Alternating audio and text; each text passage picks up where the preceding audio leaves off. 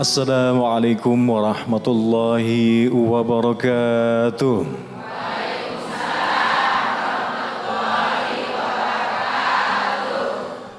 Alhamdulillahilladzi 'allamal Qur'an, khalaqal insan, 'allamahul bayan. Assalatu wassalamu ala sayyidina wa syafi'ina wa dhuhrina wa maulana Muhammad wa ala kulli sahabati Rasulillah wa ala alihi washabihi barik wasallim ajma'in la nabiyya ba'dah.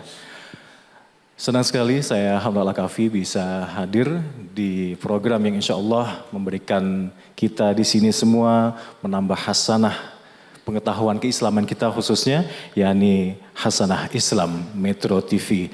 Dan pastinya saya tidak sendiri di sini, sudah hadir menemani kami di sini semua untuk menambah ilmu dan memantapkan iman Islam kita. Guru kita tak lain dan tak bukan, beliau adalah Menteri Agama Republik Indonesia, juga sekaligus Imam Besar Masjid Istiqlal. Beliau guru kita, Profesor Al-Mukarram, Profesor Yai Haji Nasaruddin Umar. Assalamualaikum Prof. Waalaikumsalam warahmatullahi wabarakatuh. Syukran jazilan bihudurikum. Prof, di sini juga selain kita berdua ada hadir juga di sini jamaah di sini yang insya Allah selalu diberkahi Allah Subhanahu Wa Taala. Ada dari jamaah Al Barokah Kapuk. Assalamualaikum. Masya Allah. Iya, selain dari Kapuk ada juga yang di dekat sini ada dari jamaah Al Hijrah di Teluk Naga. Assalamualaikum. Masya Allah, syukran jazilan sudah ada di sini. Di mana kita di sini? Ya, kita di sini ada di masjid yang kebanggaan kita semua di sini, yakni Masjid Al Khairiyah yang ada di Menara Syariah, tepatnya yang ada di PIK 2. Terima kasih. Dan langsung saja Prof, tadi kita sempat ngobrol sejenak Prof. Kabarnya tengah menyusun buku terkait dengan tafsir teosofi Al-Quran. Terkait dengan hal ini mohon di-share dengan kami semua jemaah yang hadir di Masjid Al Khairiyah PIK 2 ini. Apa yang mendasari penyusunan buku ini dan juga apa maksud dari tafsir teosofi ini Prof? Tafadhol. Baik, saya awali dulu dengan mengucapkan salam dulu kepada juga jamaah kita ya dan para pemirsa di rumah dimanapun juga berada ya. Assalamualaikum warahmatullahi wabarakatuh.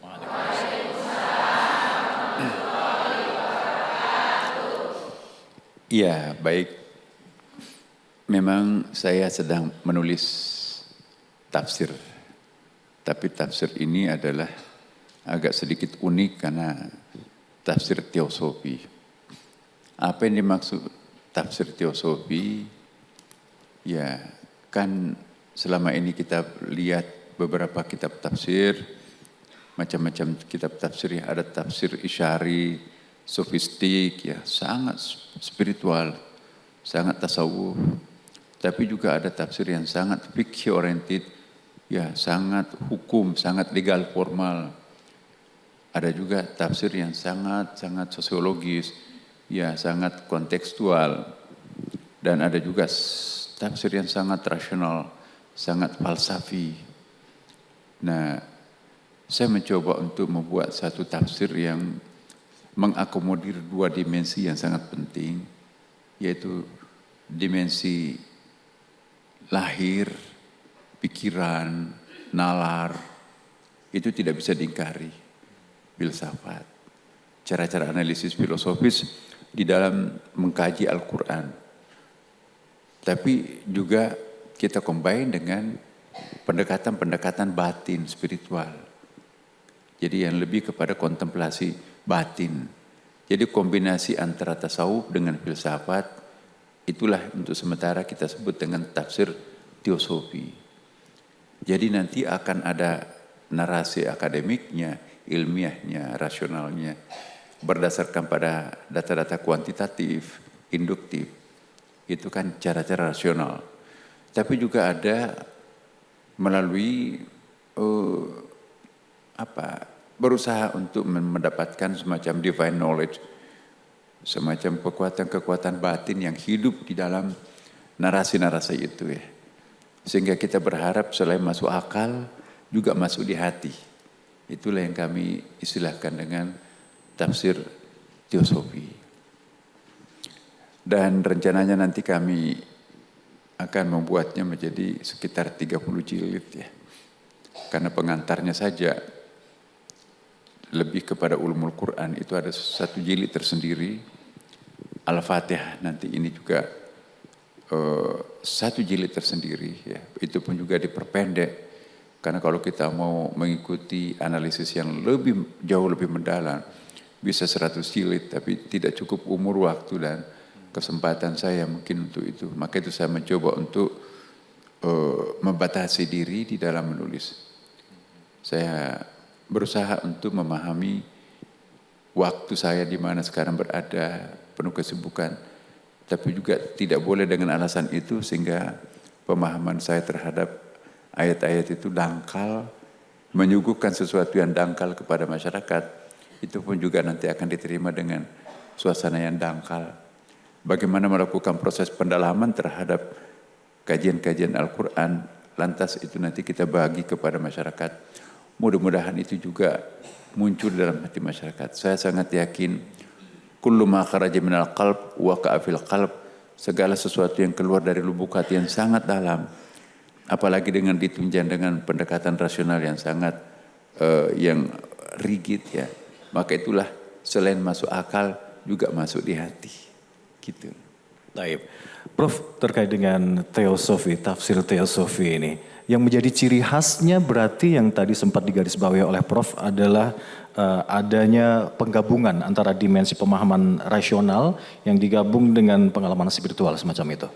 Dan itu susah kita cari di pendekatan-pendekatan tafsir Quran yang lain, Prof. Tafadhol.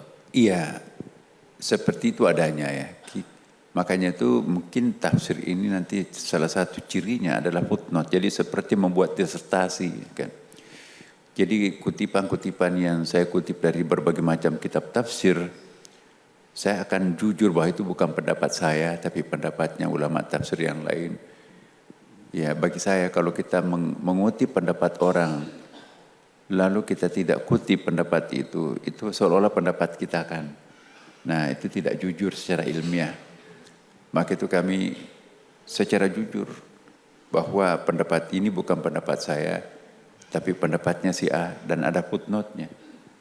Dan inilah yang kami juga membantu pembaca ya, bahwa kalau ingin melacak lebih lanjut tentang apa makna penjelasan tentang kutipan itu, silahkan lacak dari buku yang saya kutip.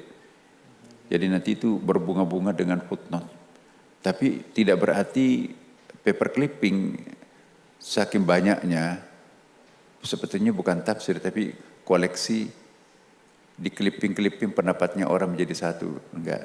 Saya tetap punya ada di situ di dalam buku. Saya ada dalam buku saya sendiri, tapi juga ada orang lain di samping saya. Nah, jadi kombinasi. Hanya kejujuran akademik ilmiah saya coba untuk menampilkan bahwa dalam tafsir ini nanti ada saya, ada orang lain, ada guru saya. Ya. Baik. Dan nanti kita tidak langsung ke pembahasan basmalah dulu ya. Ada pengantar Quran. Apa itu Al-Quran sebetulnya? Cara pandang kita terhadap Quran itu ada berbagai macam perspektif ya. Dan lapis-lapis Al-Quran itu ada bermacam-macam ya. Jadi Quran itu paling tidak ada 4 lapis ya. Ya, ada yang disebut dengan ibaratul Quran. Jadi Quran ini dipahami secara letter-letternya, terjemahannya. Ya. Tapi kita belum masuk lebih mendalam. Kalau kita baca lebih mendalam lagi, muncullah pemahaman isyaratul Quran. Memahami Al-Quran dalam keadaan sangat dalam. Itu biasanya tidak gampang. Itu bukan orang awam. Ya, saya tidak ahli tafsir seperti yang dibayangkan. Saya cuma menggambarkan bahwa lapis-lapis pemahaman Quran itu kan seperti bawang ya Ibu ya. Bawang itu kalau kita membuka kulit luarnya, jangan langsung dikira isi. Di dalam kulit masih ada kulit kan Bu. Kita kupas lagi kulitnya.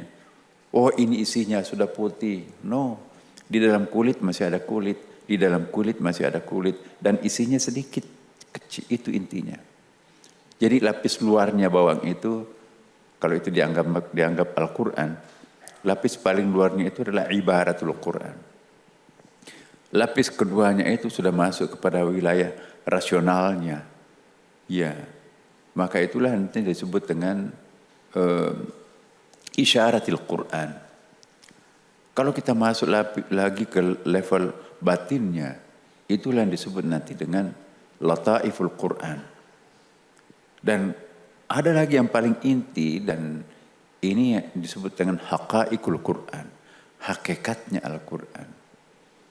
Maka itu ketika Tuhan menurunkan Al-Quran, berapa kali menyebut Iqra? Itu 4 kali kan. Iqra. Dijawab oleh Nabi, ma Nabi qari. Bacalah, saya tidak termasuk pembaca kitab. Iqra. Ma Nabi qari. Lalu Iqra bismi rabbik, kemudian Iqra yang terakhir, Iqra yang paling terakhir itu warabbukal alam. Jadi Iqra bismi rabbikal ladzi khalaq, khalaqal insana min 'alaq. Iqra wa rabbukal akram. Jadi Iqra wa rabbukal akram itu level yang keempat. Jadi kalau kita masuk kepada Iqra pertama, ya jangan bangga. Sebab di dalam kulit masih ada kulit, di atas langit masih ada langit, ya kan.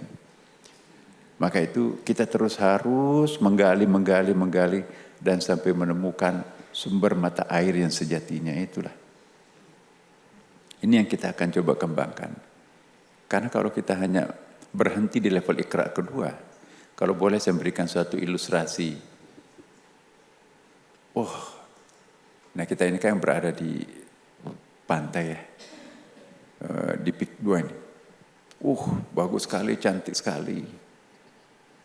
Ya, indah sekali. Dulu sangat kumuh.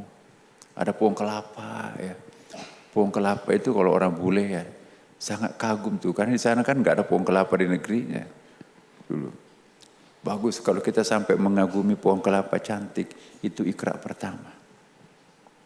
Tapi kalau kita sudah sampai mengagumi, masya Allah, pohon kelapa ini ya, mulai di sana juga ada sapu lidinya, ada cendolnya, ya kan?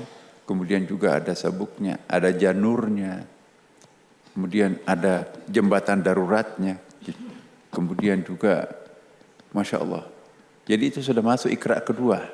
Ternyata tidak ada sesuatu yang tidak bermanfaat pohon kelapa itu. Ada buahnya, ada daunnya. Sampai lidinya pun juga bermanfaat. Nah kalau itu yang kita sampai fahami, maka itu Iqra yang kedua. Nah kalau kita masuk lebih dalam lagi, siapa yang menanam pohon kelapa ini? Bapak saya dulu menanam. Sudah tua, kemudian terbongkok-bongkok batu. Dia tidak sempat makan buahnya. Saya menikmati buahnya.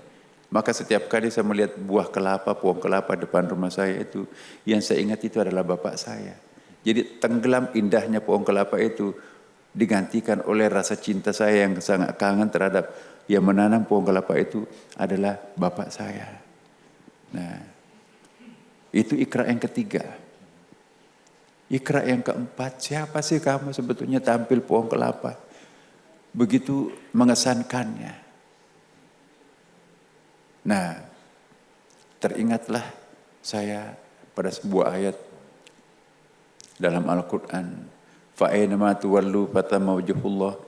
Kemanapun kalian menghadapkan mukamu, disitulah engkau akan menyaksikan wajah Tuhanmu. Jadi selama kita masih melihat pohon kelapa itu pohon kelapa, berarti kita belum masuk di Iqra yang keempat. Tapi kalau sudah tidak melihat pohon kelapa, tidak melihat langit, tidak melihat manusia, tidak melihat gunung, tidak melihat apapun, yang kita lihat itu hanya satu. Siapa yang tampil dalam bentuk pohon, laut, langit dan sebagainya, hanya satu, dia adalah Allah. Kemanapun kalian menghadap ke mukamu, engkau akan menemukan wajah Tuhanmu. Tidak gampang menjelaskan ini, tapi itulah Iqra yang keempat. Ini yang kami coba untuk mengartikulasikan ayat-ayat itu, Iqra pertama, Iqra kedua, Iqra ketiga, Iqra keempat. Memang ada kontroversinya, tetapi risikonya menulis daripada nanti kita tidak tulis, akhirnya tidak berbagi dengan orang lain. Saya pastikan pasti banyak akan ada kritik, tetapi lebih baik ada yang dikritik daripada tidak ada yang bisa dikritik. Baik. Baik, Prof. Pemirsa dan juga jemaah di sini, semoga sedikit sudah ada pemahaman terkait dengan metode pendekatan penafsiran teosofi yang ditulis oleh Prof. Nasar ini, terkait dengan bagaimana kalau kita semakin mencoba memahami Al-Quran, ternyata semakin kita tahu begitu dalam makna Al-Quran tersebut dan butuh berbagai tingkatan untuk memahaminya. Kami akan kembali usai jeda berikut dengan informasi lainnya, tetap bersama kami di Hasanah Islam Metro TV.